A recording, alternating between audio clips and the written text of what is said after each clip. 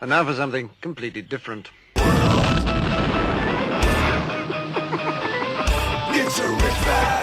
Forget everything you've been told by others before. Get ready for the real deal, the full story, real talk about money, markets, life. Now, it's The Real Investment Show with Lance Roberts, presented by RIA Advisors.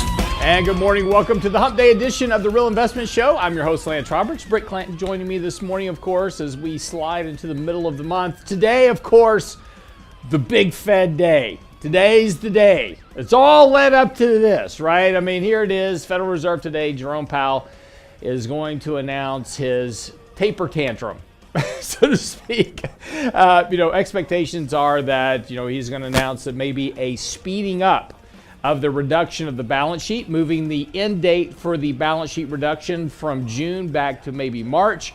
And then that would pave the way for a rate hike sooner rather than later. Now, this is going to be interesting because right now a lot of the markets are talking, a lot of the media anyway, saying, oh, don't worry about rate hikes. Rate hikes don't matter. And that's true. And we talked about this yesterday that, when the initial rate hike starts, it doesn't really impact stocks that much because there's generally a lot of momentum behind stocks at that point. Markets are up 24, 25% this year so far. It's been a very good year. The Fed's going to start tapering their balance sheet, reducing that liquidity that they're putting into the market. So initially, even though they may talk about hiking rates today, that's, it's going to be a while before that actually happens.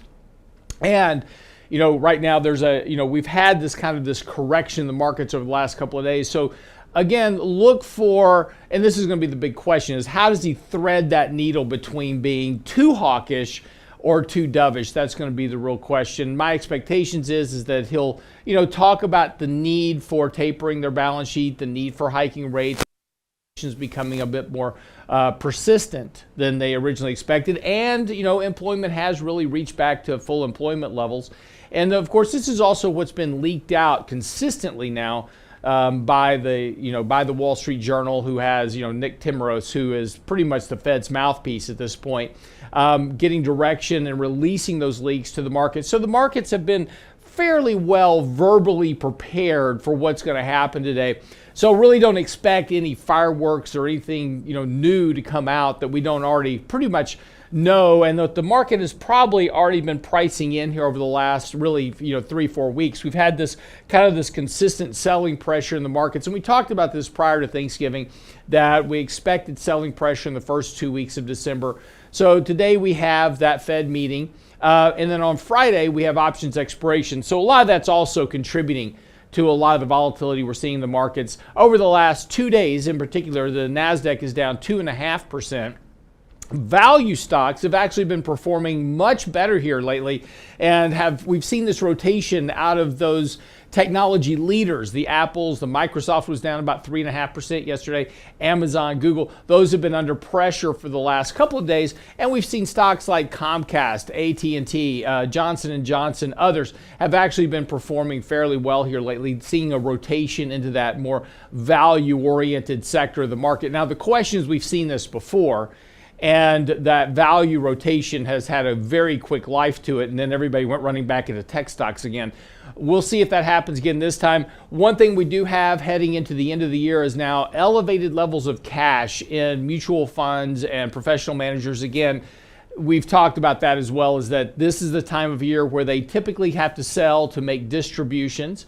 And with the sell-off in the markets here lately, they've sold more than probably what they've needed to make those distributions. So they've got excess cash on their books. Now, moving into the end of the year, they'll need to put that cash back to work in order to have their positions, balanced for their end-of-year reporting. So that's that typical Santa Claus rally that we get, that what we call window dressing for mutual funds, money managers, etc., because they have to report their holdings at the end of the year and their balances. So again, we still kind of expect to see, some rally here in the end of the year. Now, again, as we've said before, we don't expect a lot of upside here. There's still, the markets have had a great year so far. There's not a lot of upside to be made here, but, a bit of a rally into the year certainly would not be surprising. Again, even though we've had this kind of sell-off over the last couple of days, it certainly seems a lot more painful than it actually is. When you look at the media headlines, it's like, markets in turmoil, right? Markets are selling off because of the Fed. Yeah, look, we had a nice rally coming off those lows of November, and markets got a bit overbought very quickly. And so this little bit of sell-off here over the last few days, really not surprising. And again, we're still just well within the context of just barely off all-time highs at this point. And more importantly, we're just kind of sitting at the 20-day moving average. So again, when you look at this thing in context, the sell-off has really not been all that vicious. It's been a bit of a pullback here after a fairly sharp rally that we had from those lows here earlier this month, back at the beginning of December. So, since we had that rally, this pullback here, not surprising. And of course, that does set the market up here now for that rally. Could we go a little bit lower over the next couple of days? Absolutely. The 50-day moving average, we got very close yesterday to actually touching on that 50-day moving average. So again, we basically say the market kind of tested the 50-day moving average yesterday. Again, held that support. Nice kind of, rebound rally at the end of the day. I would expect to see that if the Federal Reserve comes in today with a bit more, does a good job, so to speak, of kind of threading that dovish needle, that we could see this market rally through the end of the day. We'll see what happens here. But again, there's not a lot to panic on right now. Volume still remains very light. Breadth is still fairly weak at this point, but we are beginning to see a bit of rotation in the market. So there is some underlying support.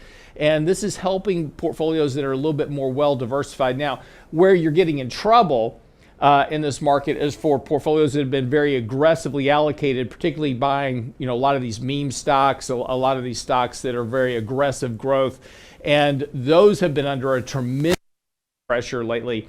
Lots of losses. In fact, some of those stocks have given up all their gains for the year. But again, that's just kind of a function of balancing risk in portfolios. We have long technology exposure, but we also have some of that value-oriented component as well, and that acts as a hedge when you have this type of volatility in the markets. So as we start to look forward into the end of the year, again, we're still optimistic about a rally into the end of the year, but there are risks, and I certainly want to dismiss that. But as we move into 2022, and once we get through the month of January, those risks are going to become much more prevalent because the Fed will be starting to end their liquidity support by February and March. And then we're going to start talking about initial rate hikes. That's going to start to really constrict those money flows. And so the big risk going into 2022, and we actually have an article written on our website as well, talking about the 3 things to watch for that will signal the next bear market. And that's basically the Fed tapering their balance sheet. And this is what happens historically. The Fed hiking interest rates, and an inversion of the yield curve. So it doesn't take all 3 of those, it takes any one of those 3, but all 3 of those things will be happening most likely in 2022. So the risk becomes much more elevated for a weaker market environment in 2022 than what we saw what we saw this year. So again, just as we move into next year, be aware that there are some elevated risks that you want to be paying attention to. And again, kind of maintain that diversification in your portfolio. Look for more of that value-oriented side of the portfolio to be a bit more beneficial next year than what we saw this year. And again, that's just kind of a function of kind of where we are in this market cycle. Now, when we come back from the break, we're going to pick up with Danny Ratliff. One of the questions that we're getting a lot lately is by individuals who have a lot of cash or have been out of the markets entirely. And they're saying, how do I get into the market? And that's been a real kind of an interesting conundrum for individuals that have been out, is looking for that opportunity to get back into the market. So how do you do that safely? We'll talk about that with Danny Ratliff when we return from the break. I'm your host, Lance Roberts. Get by the website, realinvestmentadvice.com. Our latest blog posts are out by Michael Leibowitz, and ask your questions and comments. realinvestmentadvice.com. Be right back.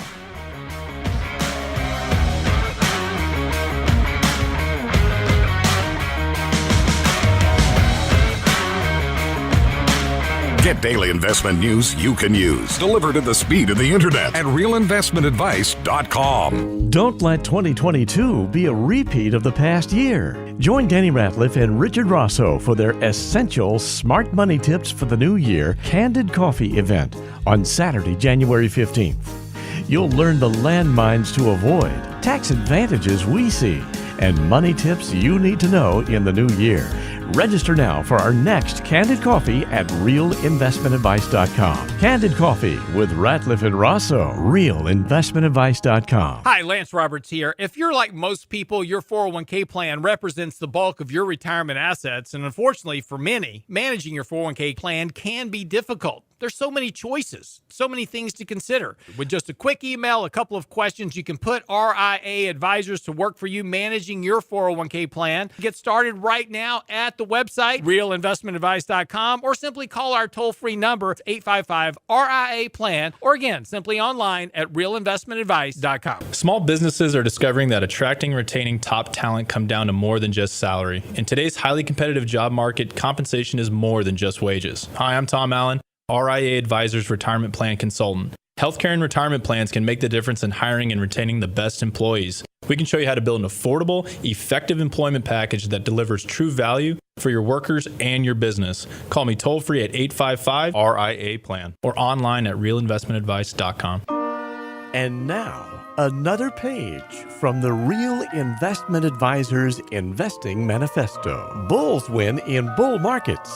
Bears win in bear markets. Eagles soar above and take advantage of opportunity. Let us help you soar as you reach your financial goals with RIA Advisors. Neither bull nor bear. RIA Advisors, 281-501-1791 or online at realinvestmentadvice.com. The Real Investment Show.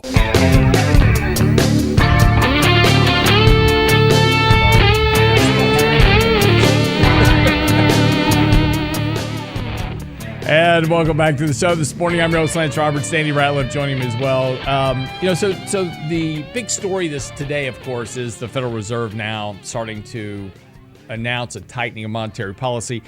And, one thing important here is that they're doing it backwards. What you should do, and this, really doesn't seem to be that complicated of an issue, is you should hike rates first while you're doing QE, right? So the QE supports the financial markets, and that helps keep stocks elevated so you don't get an impact to consumer confidence if the market sells off. You hike rates first, and then once you hike rates to whatever level you want to hike them, then you start reducing your monetary balance sheets, that support for the markets. But they do it backwards, right? They take away the punch bowl for the market, and then they hike rates and slow the economy. So this is why throughout history, we always wind up, and there's if you take a look at pretty much the media, analysis anywhere, it's like, oh, don't worry about rate hikes. Stocks go up once the Fed starts hiking rates, and that's true.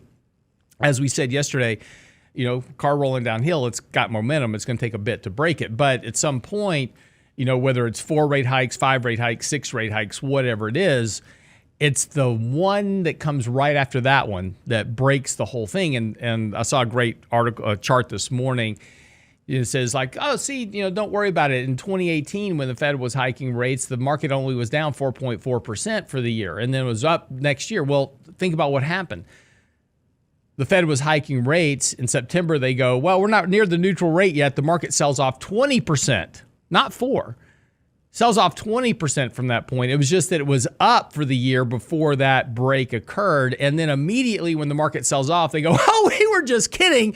And they immediately start moving back towards verbal accommodation, then reduce rates back to zero. And then we're doing QE in 2019 by doing reverse repo on the books and putting capital back into the banks. And as always is the case, banks are healthy. According to the Federal Reserve, they pass their stress test all the time. And the banks are completely well-funded. In fact, banks have more capital now than ever. And if that's the case, then why is it every time the market takes a downturn, we've got to bail out banks? Just saying. Anyway. No contagion factor here. Nothing to see. Nothing. Yes, just move right along. Everything is just fine. So, but here's the big question. Look, we're clearly in a very elevated market. Valuations are extremely high, and we write about this a lot. And valuations matter; those haven't changed. And there's lots of reasons that we can come up with that says, "Hey, I don't want to be invested in the markets." And honestly, I can't argue with you. But unfortunately, we can't sit in cash either, because that doesn't benefit us, particularly with inflation going up. That doesn't help either. So the question that we get most often is, well, how do I get into the markets? And this is a good question, because again, it's a bit scary, but I think you also have to understand there's a differential between investing and taking on a buy and hold investment strategy. And what this comes down to is really understanding the management of risk. Can you invest in highly overvalued markets? Yes, you can. But you can't do it blindly. And this is one of the processes that we take very carefully when we're onboarding clients into markets. We look for opportunities to increase exposure. But, this is a very challenging environment. And I've got an article that's coming out in next week. The problem with being in cash, and this is the most important part of that article, is that being all in cash, and look, and this is something we're seeing a lot of. Danny has seen this numerous times. We have clients that come to us that have been out of the market since 2008, and here it is, 2021. Now they want to get back in, right? And so, the problem with being all in cash is that it can be just as detrimental being in cash to your long-term financial goals as actually being in the crash. So by taking an action of avoidance to try to avoid a potential crash at some point in the future, you can actually do as much damage to your financial outcome as actually being in the crash itself. And so that's why there's a very delicate balance here that you have to understand and to implement in your strategy, and not let the psychological, political, emotional commentary may lead you to making decisions that have a long-term detrimental effect to your financial outcomes. Danny, your thoughts? I think this has been magnified. Over the years, we've seen such low inflation compared to where we are now. Looking at CPI, 6.9%, are seeing some increase in Social Security, other areas which are promising. But if you're sitting in cash, you've got a net loss here, real return. Mm-hmm. And, just like you mentioned, markets have been expensive. We've had this same conversation for 4 or 5 years easily. Yeah. I mean, every year it's like a broken record. Right. Same problem that we have. Markets are expensive. There's lots of political turmoil, potentially higher taxes. I mean, so on and so on. So it is very important to understand, like what you just mentioned, Lance, is having a process to get in. We hear everything, hey, you just put it all in, the markets always go up 80% of the time. We know that's a myth. Lance has busted that time and time again. Mm-hmm. We've also heard, just dollar cost average every month. And while these things can work out in your favor at different times, that's not always the case. And I think we need to be a little bit more strategic in putting funds to work. Look, in a year like this year, it's been difficult. Because what's the market done? It hits a 50-day moving averages, bounces back up. Does it repeat? Wash, rinse, repeat over and over and over again. And it's unfortunate because, this has been a time where we could have made an argument, hey, putting it all to work earlier this year was the right thing to do. However, being prudent, now hindsight's always 20/20. Right. Looking in the rearview mirror, but knowing the risks that are there and being able to manage that. And I think that's the important aspect of this is that, look, you could sit in cash. Maybe you could sleep well at night. But at some point, you're going to need to dip your toes back in the market. And I think it's going to be very important to understand that you need a discipline on, one, how to get in, and two, how to get out if things were to go wrong. And that's the bigger part of this, I think, is that most people are afraid to get in because they've experienced such a detrimental time in the market in either 2001, 2, and 3, 2008. And those are things that are all very fresh memories for a lot of people because they haven't experienced anything else. Right. That's the last thing they experienced about being in the market. So they think there's no way I work too hard. I can't see this go, which is why we manage money the way we do. Now, look, there's no risk avoidance here, but we do our best to mitigate it. Right. Well, I think that's the important thing. Right. And that is actually the key statement, which is, the avoidance of risk is just as detrimental as having the risk. Right. Yeah. So in other words, if I'm betting on a poker hand, and poker is always kind of a great example structure for investing in the markets because there's very much the same kind of outcomes, right? In a poker hand, you're looking at what hands you've got available, and you're trying to measure the risk and the reward for betting on that hand, and so you monitor your bets accordingly. And it's interesting in the financial markets, we're doing exactly the same thing. We're betting on an unknown outcome. We're assuming that our hand is strong enough that, my 3 aces will beat whatever Danny's got. Well, we don't know that Danny's got 4 kings, right? So I'm going to bet heavy on a hand of 3 aces because that's a fairly strong hand. So I'm going to bet much heavier, but I'm really betting on an outcome that I don't know for certain. I can kind of assess what the odds are by what I hold in my hand, but I don't know for certain. And that's very much the same thing that we do in the financial markets. We look at the portfolio of companies that we own and we say, well, these companies all have good earnings, they're fundamentally strong, etc.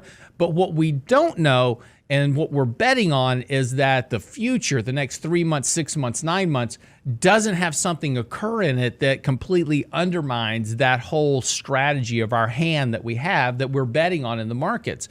And so that's why we always look back to kind of poker is a good example. It's an easy example to understand because we very rapidly, if you play cards at all and understand the game of poker at all, I mean, you don't even have to be good at it. You just have to understand the basic rules. You can very quickly assess what the odds are of your hand, and very quickly whether you should just fold or bet light or bet heavy, right? All in. If you got a royal flush, you're all in, right? You're gonna win. But same thing in the financial markets. The problem is that just like, there's 2 ways to lose in poker, which is to bet all in every hand, which is to accept total risk, right? So this is buy and hold. Buy and hold is betting all in every hand, and eventually you're going to lose, and you're going to lose big. And the problem is that you may win a whole lot of hands being all in every hand, but you're eventually going to lose. That's what happens with buy and hold. Eventually, you're going to wind up on the wrong side of it. You can also lose at poker by not betting at all. I mean, you sit at the table and look pretty and maybe get free drinks for a little while, but if you don't bet, you can't win at all. And so the avoidance of risk or the taking on of total risk both have bad outcomes. But we can manage our risk and look, when we're actually participating in the game itself and managing the size of our bets, managing how we bet, managing when we bet, we can manage to get better outcomes over time. Now, does that mean we're never going to lose a hand of poker? Of course not. We're going to lose. But hopefully what we've done is that when we've got a losing hand or a hand that we're not so comfortable in, we've bet less. And that's just a function of raising cash or reducing cash in portfolios over time as markets get overbought or get oversold. And that's the risk management process that we go through when we're trying to onboard a client. We're waiting for those pullbacks in the market back to some level of oversold condition. Then we'll start to ease in, start to buy in, half positions of portfolio positions, starting to increase those positions. As we get the next pullback, we add more to those positions until we get the portfolio built. And then our overall risk management rules apply to the portfolio at that point. But that navigation process, and this is kind of the whole theme of the article about, being all in cash. It's just like a captain on a ship. I can be out in the middle of the ocean, clear skies, calm seas. It's all great. But in any moment's notice, right? There's rocks under the water. There's a squall that can pop up. There's plenty of dangers out there that I have to be aware of and avoid. And that's what you have to do with your portfolio. You still sell the C's. Just do it cautiously. Be right back after the break. I'm your host, Lance Roberts, Real Investment Advice.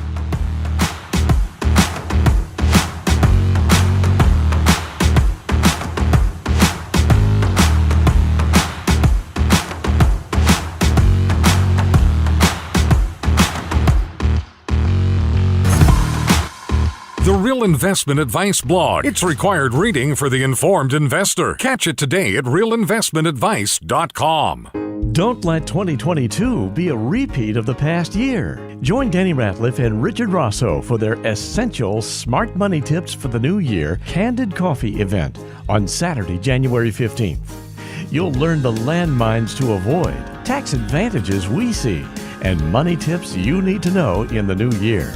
Register now for our next Candid Coffee at realinvestmentadvice.com. Candid Coffee with Ratliff and Rosso, realinvestmentadvice.com. Have the market's gyrations made you nervous? If so, it's because you have more risk in your portfolio than you realize. It's time to reevaluate your long-term investing strategy with RIA Advisors. Our disciplined approach can help eliminate unnecessary risk. We do that by having both a buy and sell discipline. Does your advisor do that? If you think it's time to work with an advisor who puts your interests first, it's time for real investment advice. RIA Advisors, 855-RIA-PLAN, RIAadvisors.com. And now, another page from the Real Investment Advisors Investing Manifesto. A passive investment portfolio requires active risk management. It's not a choice, it's necessity. Diversification doesn't protect against risk of loss. Let us actively help you reach your financial goals with RIA Advisors. Neither bull nor bear. RIA Advisors, 281-501-1791 or online at realinvestmentadvice.com. Can't catch the whole show now? Listen to our podcast later at realinvestmentadvice.com. I'm going to test your math skills bright and early this morning. Driving into work, I'm going to give you a math question. Today is my wife's 39th birthday for the 11th time. Awesome. Yeah, well, everything's 39 is now the new 29. Yeah. And right? Happy birthday, dear. Love you. So do you have anything big planned? We're kind of getting to the point to where it's just like we just want to spend time together without our kids. So The Real Investment Show podcast. Same show, your schedule at realinvestmentadvice.com. Small businesses are discovering that attracting and retaining top talent come down to more than just salary. In today's highly competitive job market, compensation is more than just wages. Hi, I'm Tom Allen, RIA Advisors Retirement Plan Consultant. Healthcare and retirement plans can make the difference in hiring and retaining the best employees. We can show you how to build an affordable, effective employment package that delivers true value for your workers and your business. Call me toll-free at 855-RIA-PLAN or online at realinvestmentadvice.com. Real Investment Show podcasts are now available from Stitcher Smart Radio at Stitcher.com. Hi, Lance Roberts here. If you're like most people, your 401k plan represents the bulk of your retirement assets. And unfortunately for many, managing your 401k plan can be difficult. There's so many choices, so many things to consider. With just a quick email, a couple of questions, you can put RIA Advisors to work for you managing your 401k plan. It's a quick and easy application. Just simply click Ask a Question at realinvestmentadvice.com or give us a call at 855-RIA-PLAN. That's realinvestmentadvice.com. The Real Investment Show YouTube page has all of our videos ready for your easy access. From 3 minutes on markets and money to each day's radio shows. Subscribe and bookmark our YouTube channel for The Real Investment Show. Or just click on the show links at realinvestmentadvice.com. Realinvestmentadvice.com. You're listening to The Real Investment Show.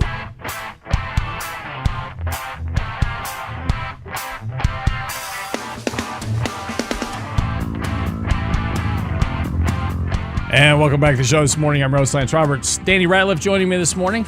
And, of course, Brent Clanton driving our Link Challenge bus. As always, glad to have you here. Be sure you buy the website, realinvestmentadvice.com. A couple of things coming up. We have a lunch and learn? Candy coffee. Candy coffee. I always get them confused. We have a candy coffee coming up. When is that, Danny? January 15th. Okay. And what are we talking about? We're talking about life, coffee, all the fun Breakfast stuff. recipes. Exactly. Yeah. Hey, that would be a good one. Everybody share their favorite breakfast recipe. You could do that. Get down with that. No, so we're going to be talking about, what are the tips? We go into the new year, everybody makes resolutions. They determine they're going to do better. So we want to put you guys on the right path to make sure you're taking advantage of all the things that you can. Still lots of unknowns out there, in regards to taxes. Can we or can we not do certain types of strategies that we can right now? So we're going to talk about what is available, what you should be doing to set yourself up for a successful 2022. And I think that, just kind of getting the year started off, kind of an open hour to ask questions. So we always entertain questions. That's really what it's all about. We actually started this back when COVID first happened. We thought, how can we still remain kind of out in the open, talk to people, and just find out what's really important to you and make sure we address all those issues. So really, Rich and I enjoy doing these Candid coffees. Just a time to really kind of go back and forth and banter and visit with you guys. So go sign up, realinvestmentadvice.com. It'll be January 15th, so got a couple of weeks yet before we get there. Yeah, absolutely. Well, about a month, actually. Yeah, it's Exactly. coming. It is coming quick. Like Christmas. I know. 10 days away. It's like, have you got all your shopping done? I don't know. Because ask Michelle. Yeah, because I the think announcement today is that if you don't have your Christmas online order placed today, it will not be delivered on time. So okay, that is the warning from the delivery truck companies. And that has been going on since about October. It has I believe been. it. But the line is today is that the order has to be in today. So my wife's just gonna get a certificate for what she's gonna get after Christmas. Yeah, so. that's kind of how it's going to go. My kids, Abby, she came up to me last night and said, "Dad, what did you get Mom for Christmas? I'm kind of concerned." You're 8. Why are you concerned? I don't see anything under the tree because I don't put it under the tree. Because every day they go and count. 1, 2. Wait, Dad, this is not fair. Right. Life's not fair, honey. Sorry. I don't love you nearly as much as the other kids. Going for gift equality. Yep. My kids learned that lesson a long time ago. And I was flat up with them. I mean, because they'd say, Mackenzie's got more presents than I do. It's like, well, I love her more. Well, that backfired. It didn't matter that, his presents were probably more expensive than hers, but I just tell them straight up. It's like, yeah, I love her more, or her, I love him more. they don't like, okay.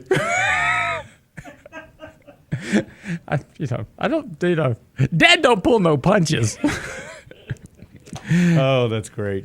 Anyway, and they're in therapy still today. I wonder why my kids are all messed up. But anyway. So anyway, a couple of things here as we kind of get into today. And again, the big news today, of course, that's going to be the Federal Reserve. We'll get into all those details for you tomorrow about what happened.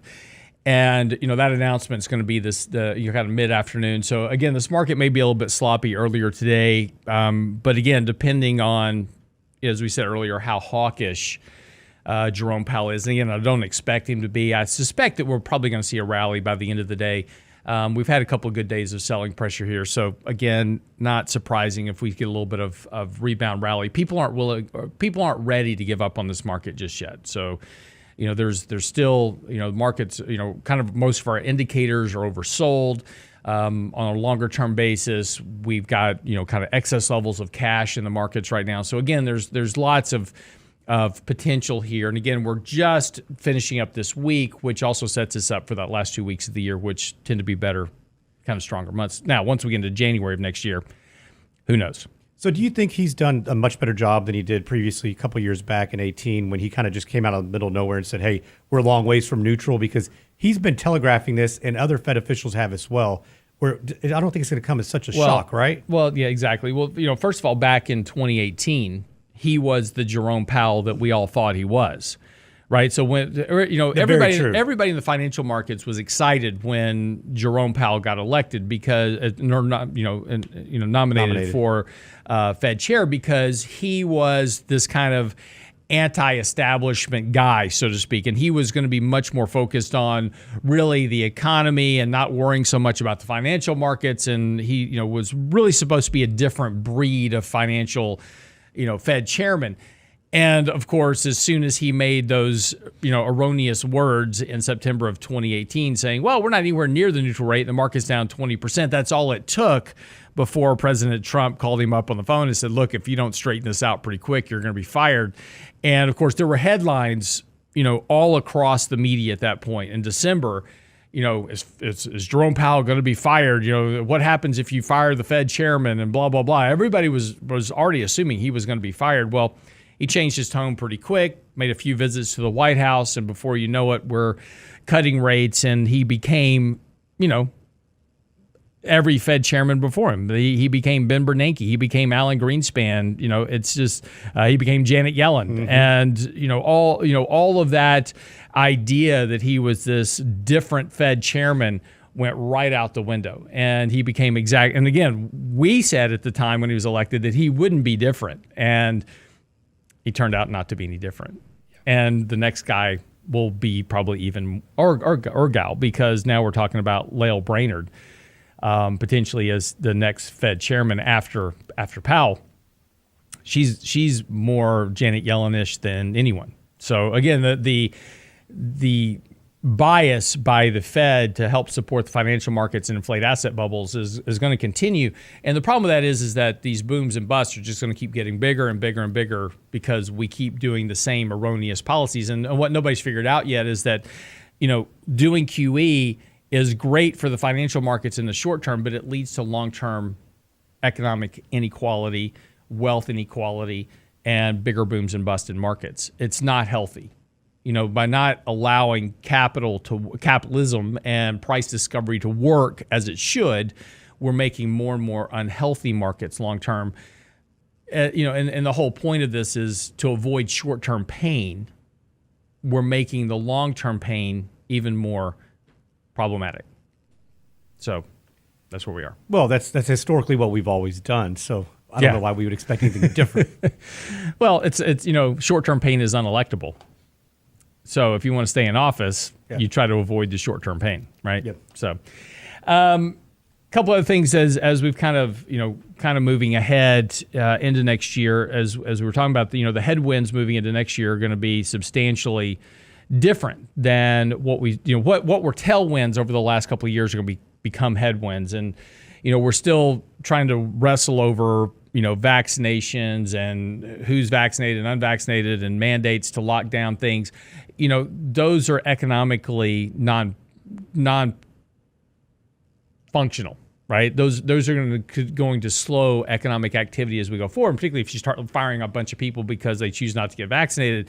That's not going to be good for employment. And the thought is like, oh, we've got all these other people willing to take jobs.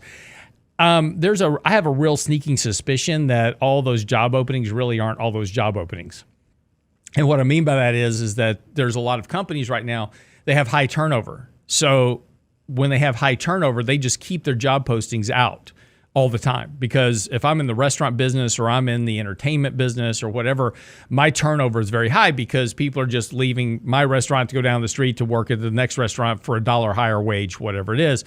And so I just leave my job postings out there. So it looks like we have all these excess job openings. My suspicion is that they aren't really there. And because we've had record job openings, not just today, we've had record job openings for years. And if you take a look at the level of job openings, they've just been rising, particularly over the last 6-7 years in particular. They kind of started this more accelerated trend higher. And we've just had consistently higher job openings during that entire time frame.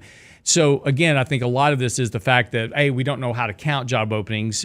Secondly is that with all these job services, you have Indeed and you have all these other online job sites that you can go to apply for work. Well, as a company, I've got an ad on every one of the sites. So I may have one job opening, but I may have 15 or 20 ads out there that are all getting counted. And so I think the disparity and what we're going to find out at some point is that we're going to make a mistake here and we're going to fire a bunch of people because they choose not to get vaccinated or whatever. And then all of a sudden, there's not the replacements for those. And that's going to cause an economic problem that is unexpected and unattended. And that typically is what happens in markets. We kind of get into these places where we think that we have something that's there that's not really there. And when we actually start taking action on it, that's where the reality comes to roost. And so again, there's a lot of things moving into next year. tighter Fed policy, less liquidity in the markets, higher interest rates, a lot of the things that have been kind of supporting the evolution of the markets over the last couple of years and the economy, all that liquidity, the $1,400 checks to households, the $900 checks to households, the excess unemployment benefits, all that. So a lot of that cash is still in the system, but that's all getting eaten up by inflation now. So as we move into next year, a lot of those tailwinds that have helped support the economy and the markets up to this point are going to become headwinds to that economic development and vibrance that we expect will be there. That's going to be the big risk in 2022. Be right back after the break. We're going to wrap up the show. Talk a little bit about internet sales as well. That's all coming up right here on The Real Investment Show. Don't go away.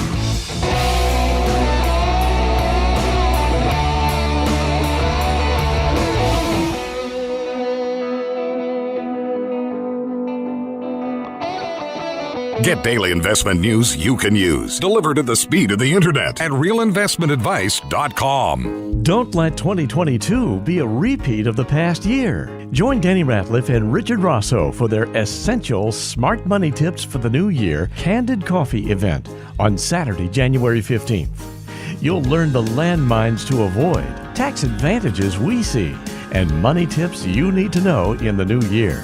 Register now for our next Candid Coffee at realinvestmentadvice.com. Candid Coffee with Ratliff and Rosso, realinvestmentadvice.com. Do you know what you don't know when hiring and retaining quality employees? Compensation is more than just wages. It's personal time off, the vacation days, healthcare benefits, a 401k. Do you know what's important to them? Hi, I'm Tom Allen, RIA Advisors Retirement Plan Consultant.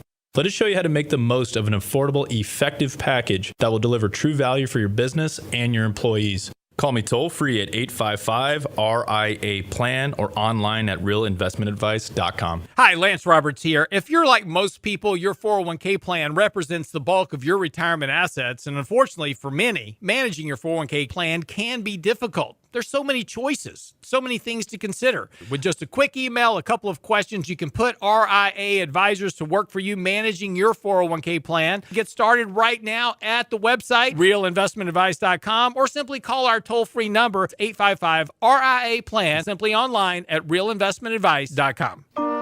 And now, another page from the Real Investment Advisors Investing Manifesto. Manage risk and volatility rather than trying to manage gains. You don't have to be right all the time. Long-term investing success is a 70% gain. Let us help you reach your financial goals with RIA Advisors. Neither bull nor bear. RIA Advisors, 281-501-1791 or online at realinvestmentadvice.com. The Real Investment Show.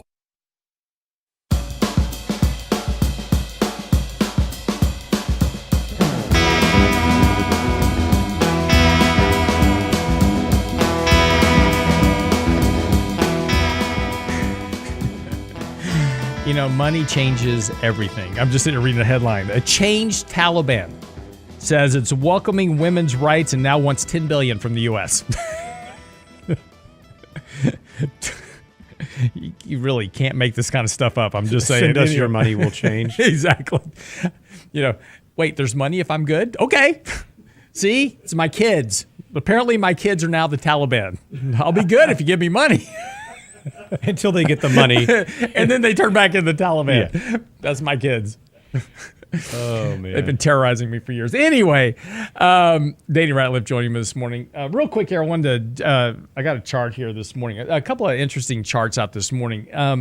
Internet sales have been above the previous trend. Obviously, again, let's go back to everybody's like, look how strong the economy is. Sales are above trend. Well, yeah, we gave people a crap ton of money. What do you expect? They're going to go out and spend it.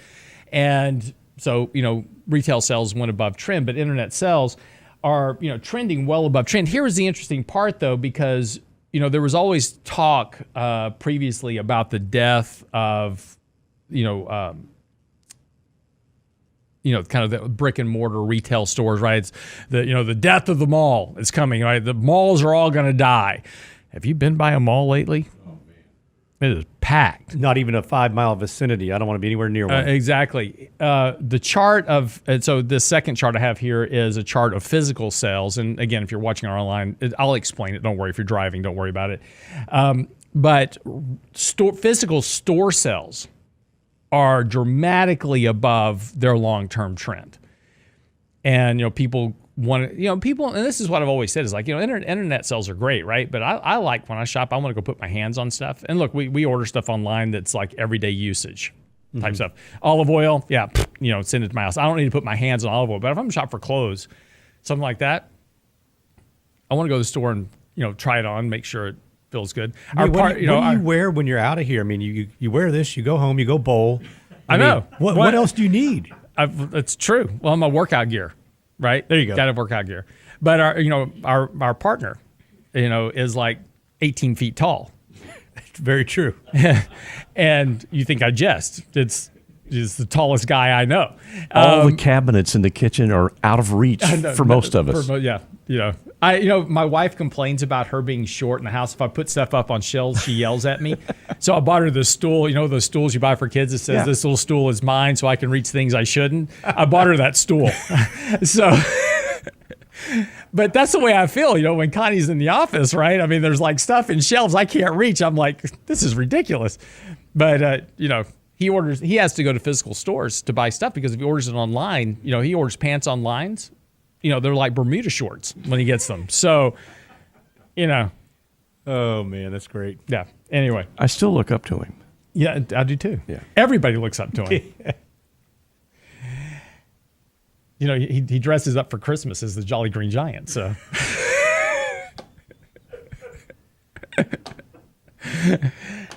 With his Bermuda shorts? With his Bermuda.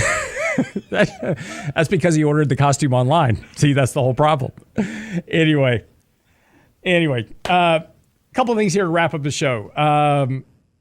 Great comment this morning. You can't set a Hallmark movie in Texas. Unexpected snow isn't magical in Texas. It's terrifying and leads to fights at HEB. Yes, that is absolutely correct.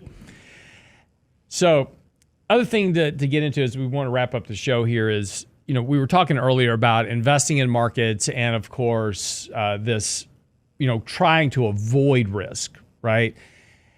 So there's a whole nother side of that, which is also an avoidance, kind of a theoretical avoidance of risk, but actually is the acceptance of complete risk, which is a buy and hold investment strategy.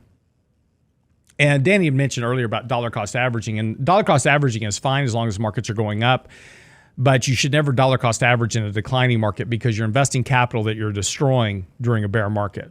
So it's kind of like throwing money into a burning house, right? Eventually the house will stop burning, and then that's the point you want to invest the capital to rebuild the house, right? You don't try to rebuild the house while it's still on fire.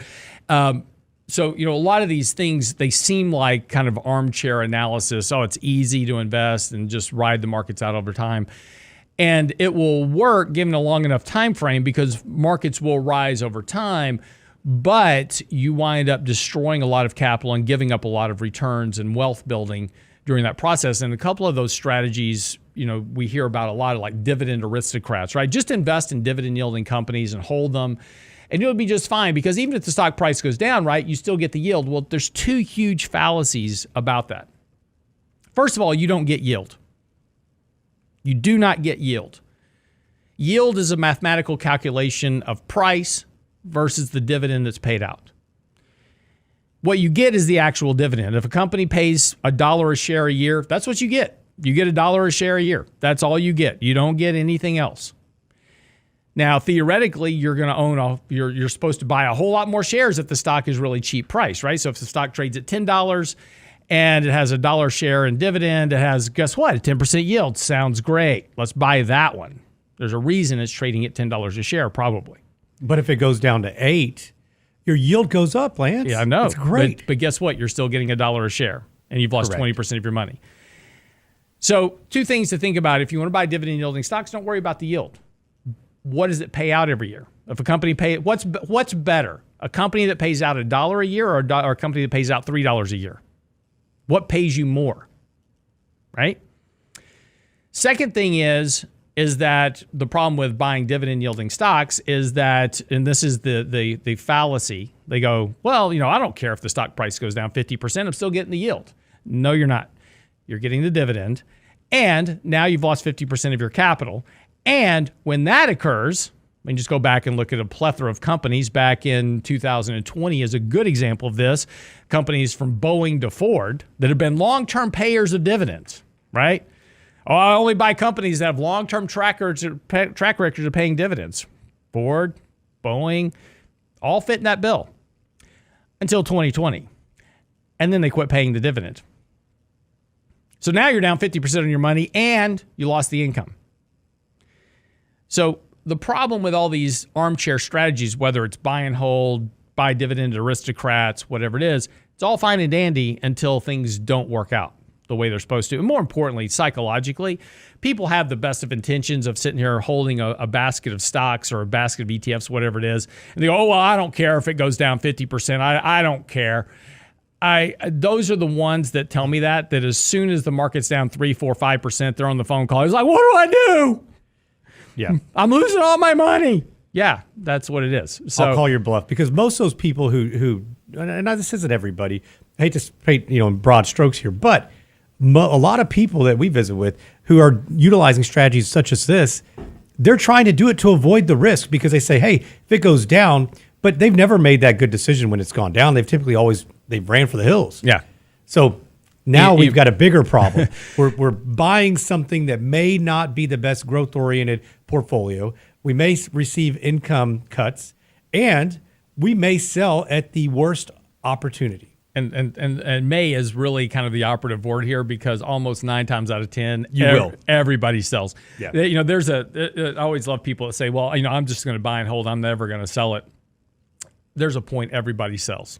There's a point everybody sells. Well, there's that breaking point, right? You think, man, this is our family's livelihood. We worked so hard. We can't see this go down anymore. It's just going to keep getting worse because everybody everybody knows somebody who's out of work. It's a family member, a friend. It may be yourself, and you just think, I've got to stop the bleeding. Yep. And look, and this is one of the tragedies that we've done to the markets over the last 5 years or so with all this Fed liquidity and everything else is that we've taught a whole generation of investors, oh, don't worry, just buy the dip. And because every time the market dips, the Fed's going to come in and bail out the markets. And, that's true. It's very much been the case. But we've trained an entire generation of investors that that's the way it's always going to work. And there's a real risk that at some point, even if the Fed comes in and says, hey, we're going to start supplying the markets with liquidity again, and the markets just keep going down. Yeah. And, what causes that, I don't know. But all I'm just saying is that, there is a point that you're inflating a financial bubble to a degree that even bailouts potentially won't be able to resolve because it's already been taking larger and larger quantities of QE to help support markets where they are. We've had to do bigger and bigger and bigger programs. The question is at what point? And again, the Fed can only do QE as long as the Treasury is issuing debt for them to monetize.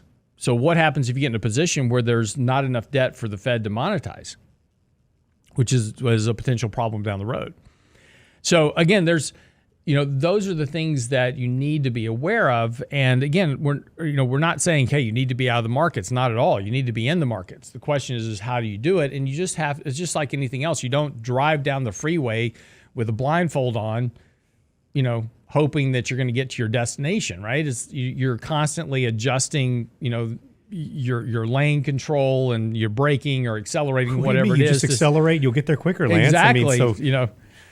I was driving to work this morning. I was doing about 75. There's nobody on the freeway, and then the sheriff comes flying past me at about 110. I'm just like, no lights on. He's just going to get coffee and donuts. But I'm just like, okay. But yeah, when you're driving a car, you're constantly adjusting for risk. Why would you not do that in your portfolio? That's kind of the same idea. You want to get your destination safely, right?